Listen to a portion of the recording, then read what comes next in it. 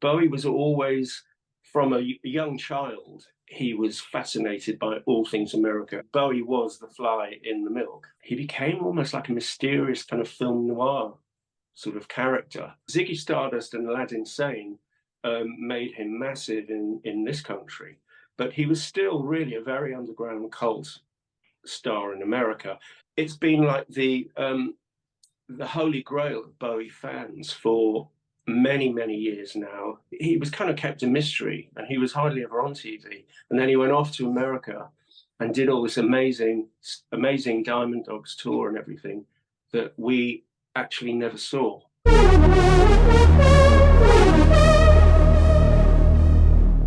Mark Wardel, welcome. I mean, what an amazing book. The Fly in the Milk, David Bowie, Cracked Actor. How did it come about, first of all? Thank you. It came about because I'd always been obsessed with this film, and it's been hailed by many people as one of the greatest, if not the greatest, rockumentary of all time. And I've always been astonished that, there have been hundreds of books about Bowie. There have been books about his films, his acting. There's never been a standalone critical study about this film, which I've been obsessed with since I watched it as a 17-year-old in 1975, and it completely blew me away. A few years ago, a US writer called Susan Compo, a very, very well-respected US academic writer, she's written lots of biographies of actors and things like that, wrote a book called Earthbound, which was a critical study about The Man Who Fell to Earth, the David Bowie movie from 1975. And Susan had heard about me somehow. She's based in LA, but she'd heard about me because of the Bowie masks that I'd done for the V&A, and because David Bowie had bought some, there'd been a bit of press about it. And she approached me to contribute a piece to her book, and some photographs and images as well, which I was delighted to do. And I actually wrote a piece about my first time of watching Cracked Actor, because it's all tied in with The Man Who Fell to Earth, because Bowie only got the part in The Man Who Fell to Earth because Nick Rogue was shown a print of Cracked Actor, and he said, "That's my alien, he doesn't need to do anything else. He looks, he looks like he's from another planet." So I contributed to Susan's book, and I got on very well with her, and we continued to communicate by email as friends. And one day we were chatting, and Susan told me that she was trying to figure out a new idea, another idea for a book or a book project or a writing project. And I suggested that we collaborate on a book about Cracked Actor. And Susan was into the idea. She was very, she thought it was a great idea because it's almost a prequel to her book and a prequel to the Man Who Fell to Earth movie. So that's how we started writing it. So how did you then, and also talk about her approach, but how did you both then approach doing this? Because the documentary is obviously out there, but you also went deeper than that, didn't you? Yes, I'm lucky enough to have been in contact with several of the people who worked with Bowie at the time and who were involved at that period. And so I approached people like Tony Zanetta, the amazing guy who was on those tours with Bowie and kind of acted as his road manager almost on there, and knew all about it. Did interviews with him, and obviously, naturally, I wanted to speak to Alan Yentob, who made the documentary. And so I approached Dylan Jones, the journalist and fashion editor, who I knew through Instagram as a Bowie fan, and he also liked my Bowie work. And I explained to him that I was working on this book about Cracked Actor, which was going to be featuring. It was going to be featuring a lot of my artworks and everything. And I would like to speak to Alan Yentob. And Dylan kindly put me in touch with Alan, and Alan came back and said that he'd be happy to help, which was amazing, really, because, you know, I kind of hadn't really thought that that would actually happen. So Alan came back and said that he would be happy to help. So Susan came over from LA and we had lunch with Alan Yentob. He took us to a very nice lunch at the Wolsey, which is a very nice restaurant in the West End. And we had a very nice lunch and spoke to him about Cracked Actor, and got quotes and information from him. And I also interviewed Alan didn't remember. There was certain things he couldn't really remember about it. I mean, because it was a long time ago and he's done really a lot of, you know, everyone remembers him for Cracked Actor, but he's done a lot of things since then. So his memory was a bit shaky on a lot of stuff. So I interviewed Carol Bell, who was his assistant on Cracked Actor. Very nice lady. She now lives in Los Angeles. And I did a very long interview with her, and she had like a photographic memory of absolutely everything that happened. So I got a lot of detail from her. And the other source was I went to Susan, my co-writer, contacted BBC Archives in Caversham Park.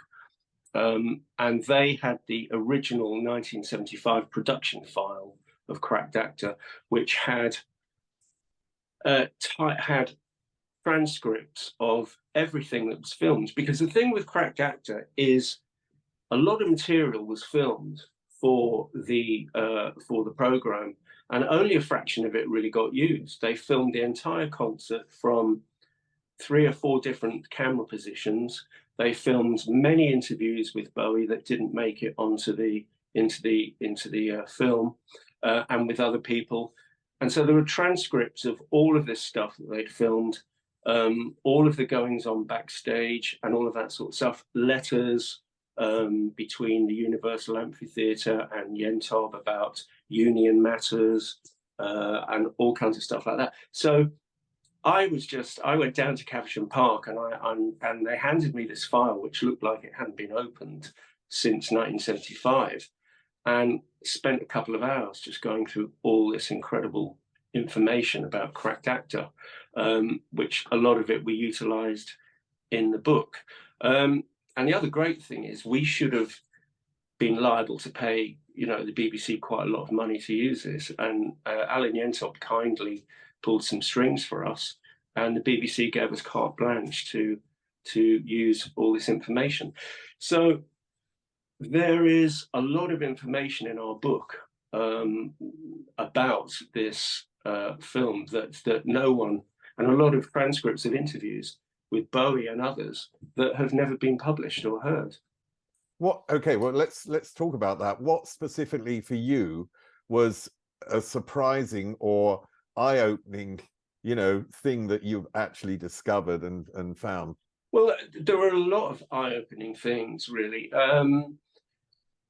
I'm not sure that one particular thing stands out. I mean, there are sequences that never made it. For instance, of Bowie in a screening room with David Putnam watching a rough cut of the documentary James Dean, First American Teenager, which came out in '75 at the same year as Cracked Actor, and Bowie talking about James Dean and story that he tells, and it's patently not true, but it's amusing, and it's all transcribed, where he claims that he used to know the Cray twins and visit them in prison, which is absolutely, I think it was cocaine, you know, I think it was a bit of cocaine shtick he was going into, because it's absolutely not true at all. So there's things like that that were really funny.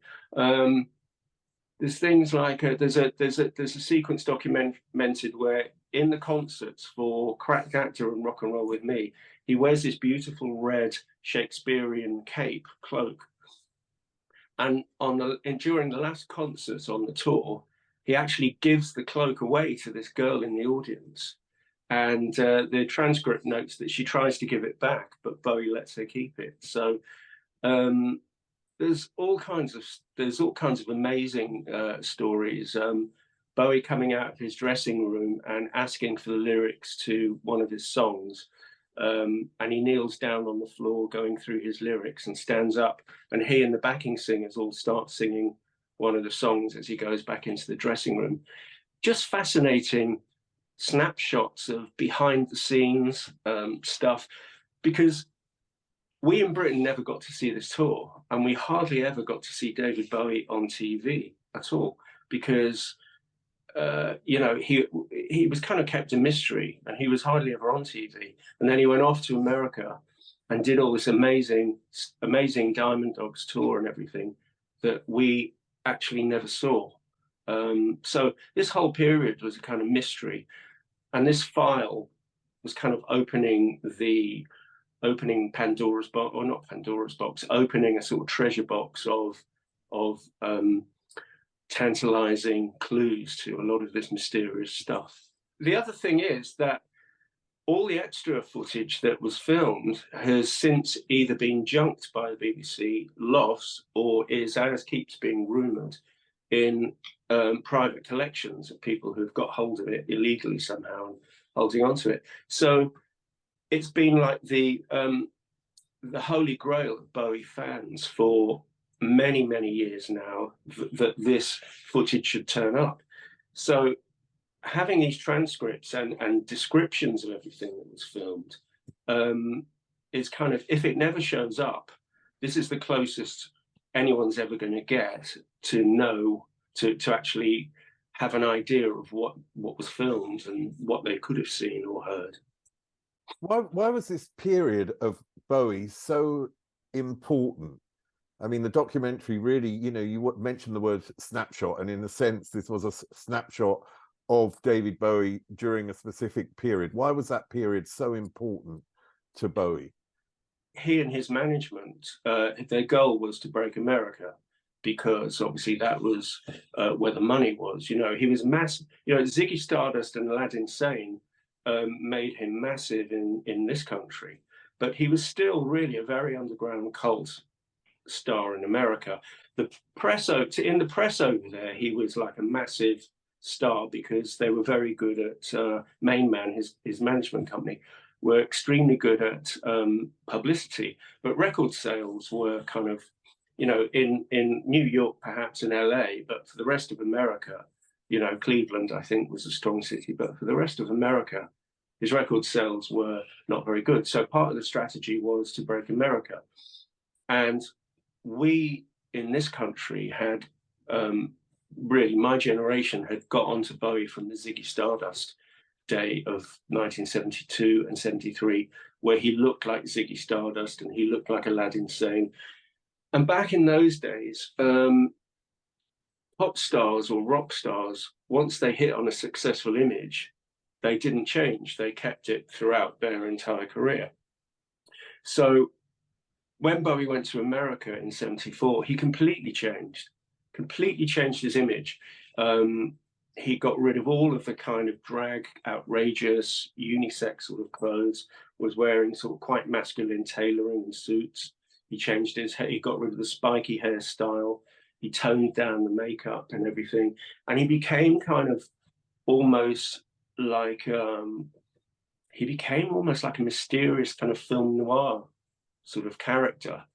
And it was very fascinating to watch that, to read about it in the press here, and to watch it in Cracked Actor, because it was just such a complete change. He kind of became darker. It was less frothy, it was less poppy and glamorous. It was a bit darker, a bit more dangerous. The whole thing was a bit more noir. It was like a noir movie-ish, sort of had a noir movie-ish sort of vibe. I mean, there's a wonderful quote, which is from Mark Armand in 2020. Cracked Actor is an important film about a developing and flawed artist on his way to becoming stratospheric and arguably the most important artist of our time, which I think sort of sums up that real moment in time that he was going through. Now, in the film, in the documentary of the time, there's one of the interviews with Bowie really explains the title, The Fly in the Milk. And he says, there's a fly floating in my milk and it's like a foreign body and I couldn't help but soak it up. Mm, What does that mean to absolutely. you? Well, I mean, what he meant was that he was soaking up American culture and he was relating it to the supposed fly that was floating in his milk.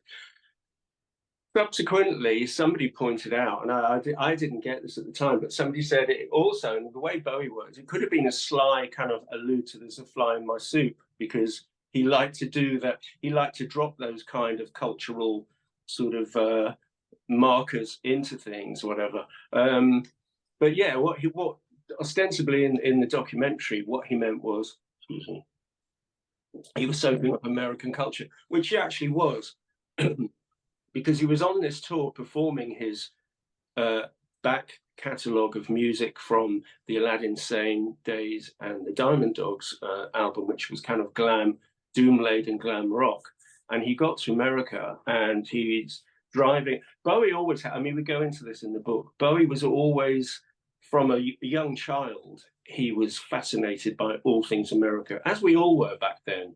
You know, America, as he says, was a myth land. I mean, I remember in the 70s, we adored American cop series on TV. I always adored big American cars, all of that. Bowie was the same. So he gets to America, he's driving around in Cadillacs and wearing fedoras, and he's listening to soul music on the radio, and he'd always been a big R&B fan. I mean, he'd been into Little Richard when he was 10 years old. He wanted to be Little Richard's sax player, so he had a knowledge of R&B which was reignited when he went to America. So he's soaking up all the R&B stuff. He's driving around in big American cars, and he's living in New York. He's living in Los Angeles. He was basically soaking up America. Like he was the fly. He was the fly. Our book is we're actually relating it to Bowie was the fly in the milk, so to speak. And of course that's become the catchphrase of the film. And Yentob has said many times that the first time he ever met Kate Moss, the first words she said to him were, "There's a fly in my milk."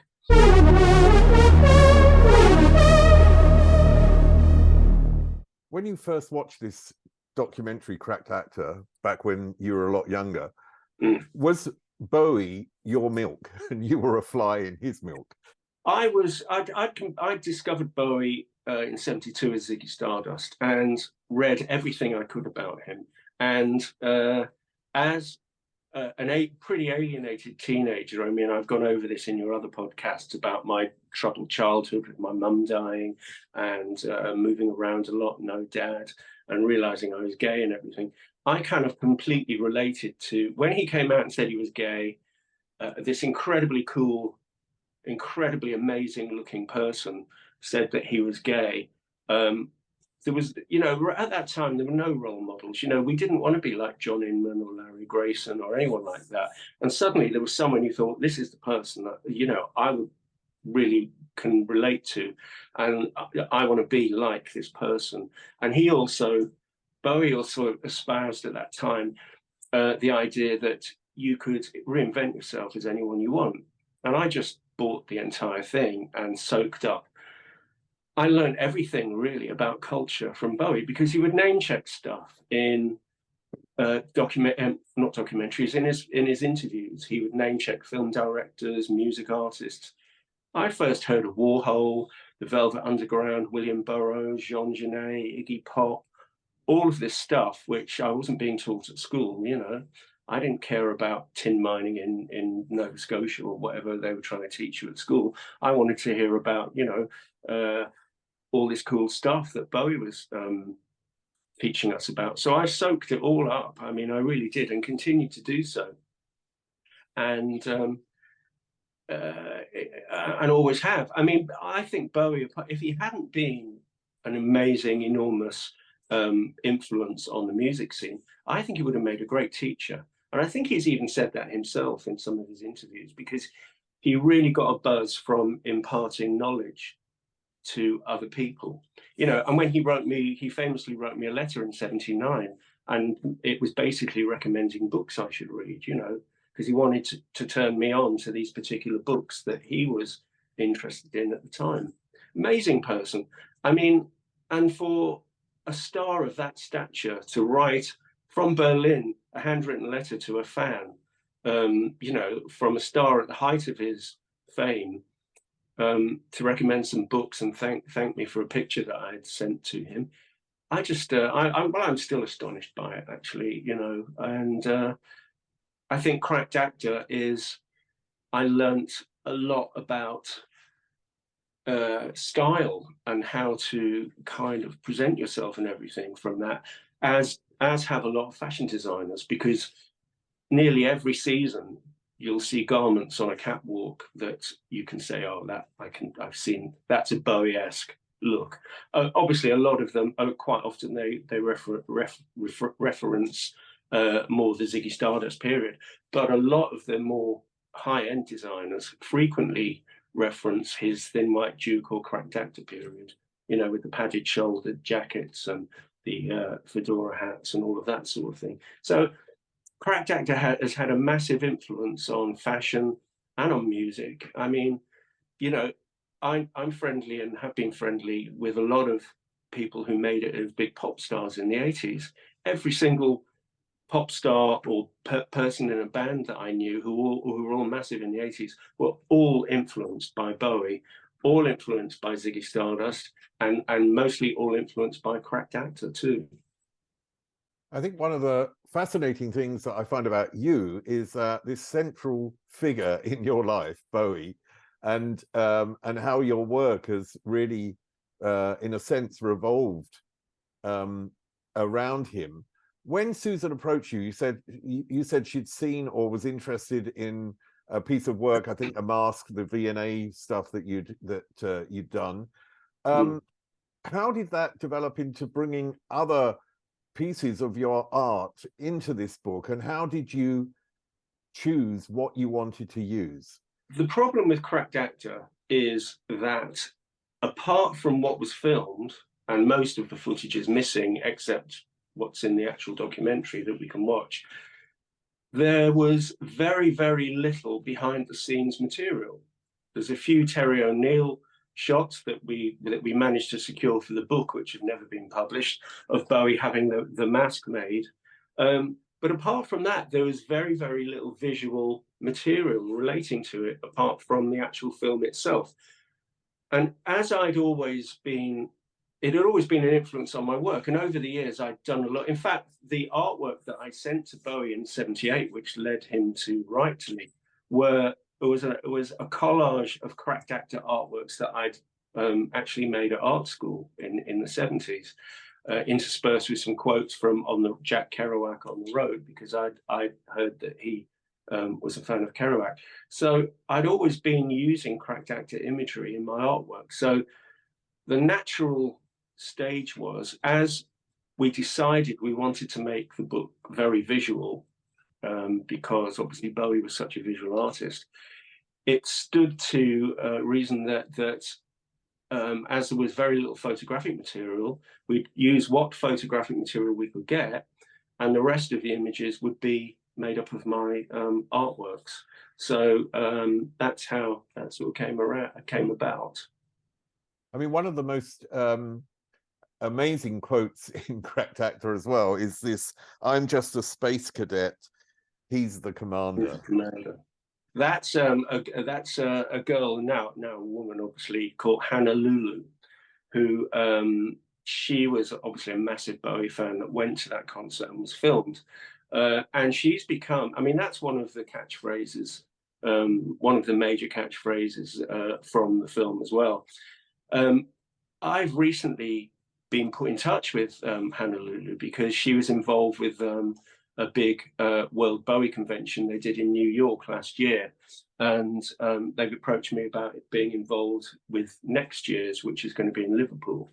I'm kind of art directing a lot of stuff for it. I'm going to be presenting a Cracked Actor kind of evening and talking about the book and the film and everything.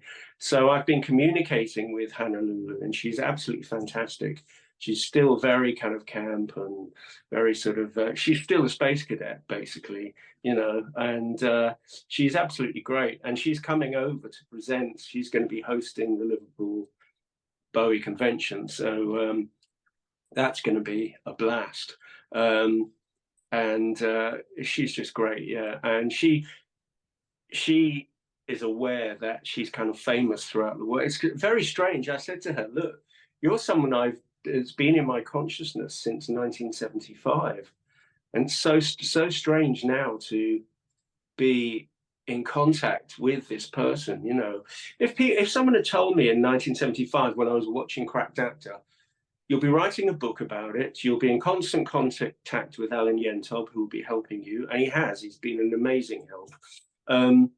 You'll be speaking to the space cadet, you'll be speaking to a lot of the people that were involved in that. I would have probably keeled over and died of shock. You know, I wouldn't have believed it.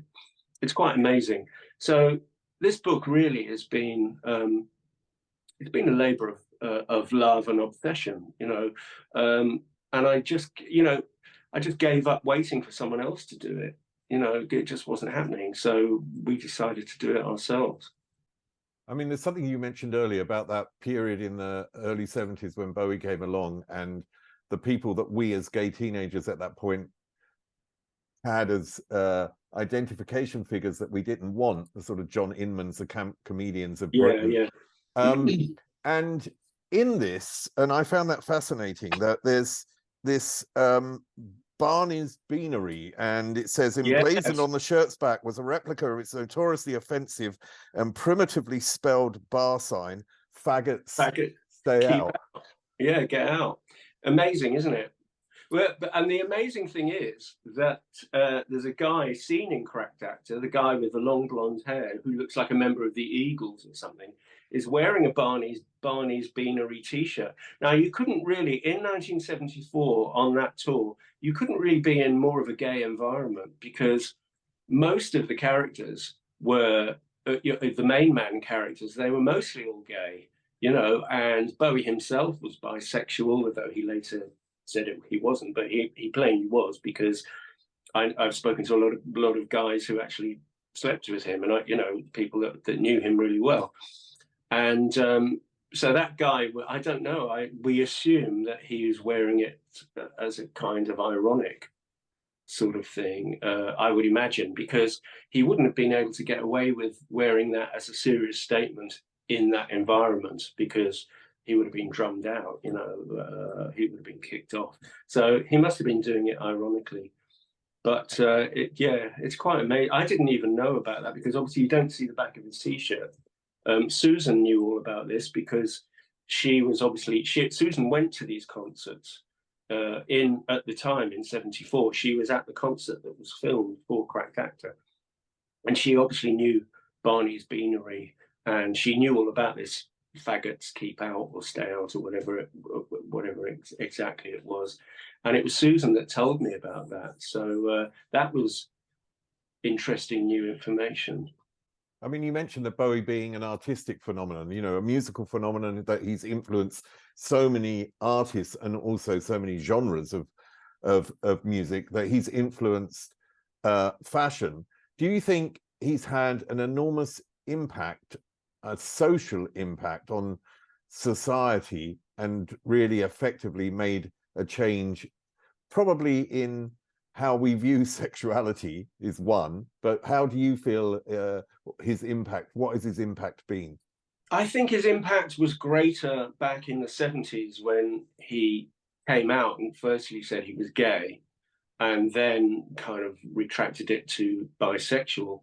That made a very big impact then. And you could see it almost became fashionable to say you were bisexual in the 70s, even if you weren't, you know. So I think it had a big impact then, obviously helped by his wife, Angie, who was very into that whole promoting this whole free sexuality kind of thing.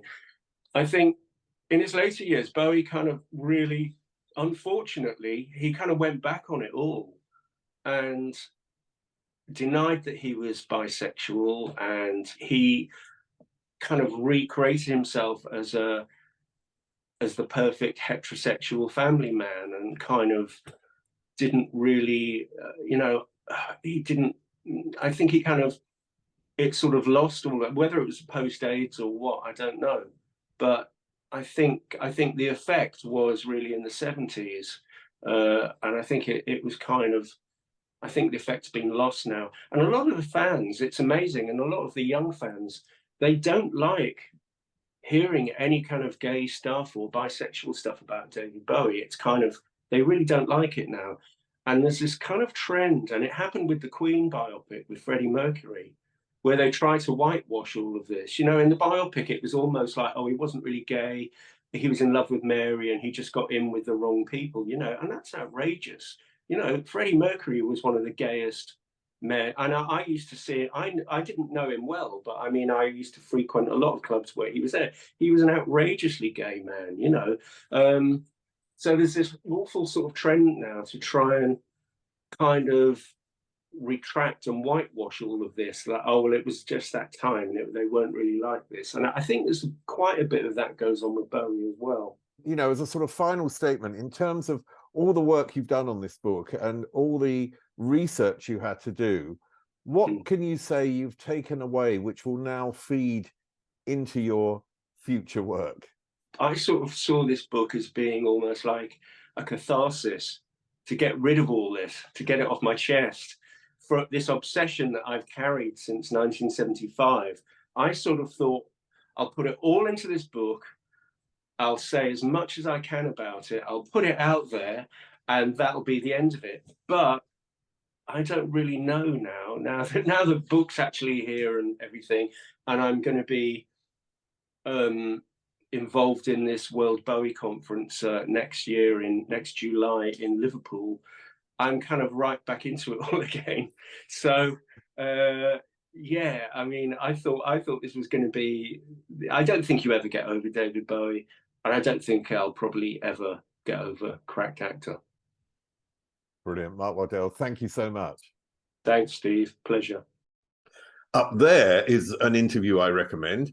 Down there is where you can find all the podcast interviews, and here is where you can connect.